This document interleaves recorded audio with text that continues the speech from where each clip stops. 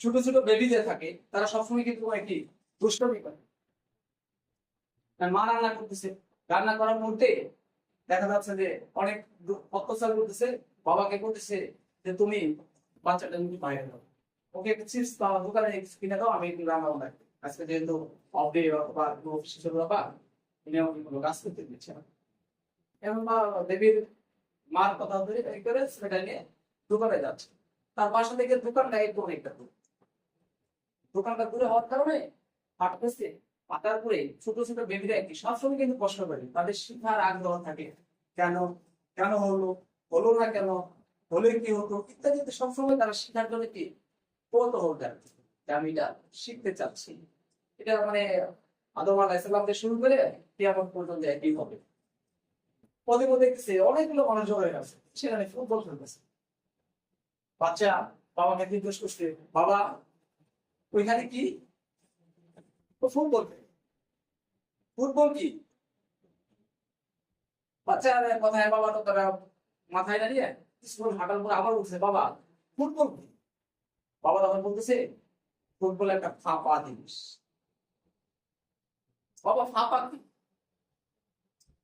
ছেলের উত্তরের কষ্টের কাছে বাবা বিচলিত, কি করবে? সে নিয়ে তাকে এক জায়গায় বসছে, বলতেছে যে দেখো, এই যে ফুটবলটা এটা হলো ফাঁপা, অর্থাৎ ভিতরে কিছু নেই, হালকা। হালকা থাকার কারণ যে কি ওকে লাথি দিয়ে দিচ্ছে, তুই ওকে লাথি দিয়ে দিচ্ছে, মাঝখান থেকে দর্শক জনগণ কি আনন্দ পাচ্ছে। ও ফাঁপা কেন?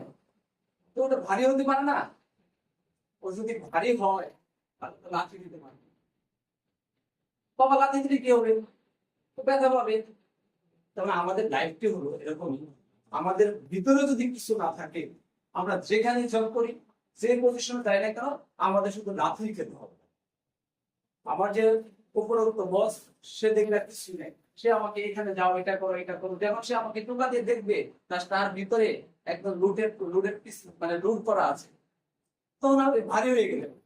আপনার শিখার আগ্রহ, শিখার কারণে, জানার কারণে কি আপনি ভারী হয়ে গেলেন। ভারী হওয়ার কারণে আপনাকে আসি, আপনি যে উপরে বস আছে, সে আপনাকে কখনো আর লাথি দিবে না, থাকা মনে করবে না, আপনার লাইফের উপর দিগন্তে থাকবে। তেমনি যে আজকে হয়তো কষ্ট করে আসতেন, কিছু শিখবেন, কিছু জানবেন, এবং আপনাদের মাঝখান থেকে আমি কিছু শেখার চেষ্টা করবো, কারণ আমরা জিজ্ঞেস করবেন, আমি তার মধ্যে যদি সব প্রশ্নের উত্তর আমি নাও দিতে পারি, কিন্তু আমি অবশ্যই সেটা নোট করে রাখবো, নেক্সটে কিন্তু সেটাকে সলভ করার জন্য আমি চেষ্টা করবো। কারণ সব বিষয় আমার জানার বাইরে, কারণ একজন ব্যক্তির পক্ষে কি সবকিছু জানা সম্ভব নয়।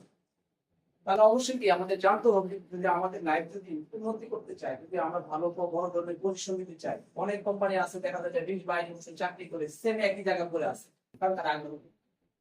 তার পাশে একজন ইউনি করতেছে, আমি ব্যাংক করতে সারাদিন ব্যাংক নিয়ে ব্যস্ত আছে।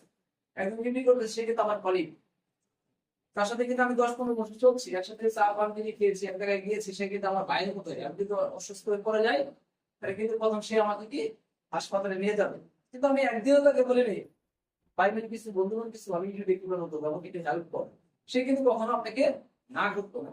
এক্সপোর্ট করতেছে সেটাও আমি কখনো জানিনি, বুকিং কিভাবে দিচ্ছে আমি কখনো জানিনি। তাহলে আমাকে যদি মানে আমার মৃত্যুর আগ পর্যন্ত চাকরি করি, তাহলে আমার প্রমোশন হওয়া কোনোভাবে সম্ভব না।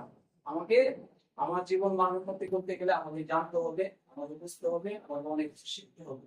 আমি যদি জানতে পারি এবং বুঝতে পারি এবং অনেক কিছু শিখতে পারি, তাহলে আমার জীবন একসময় উন্নতি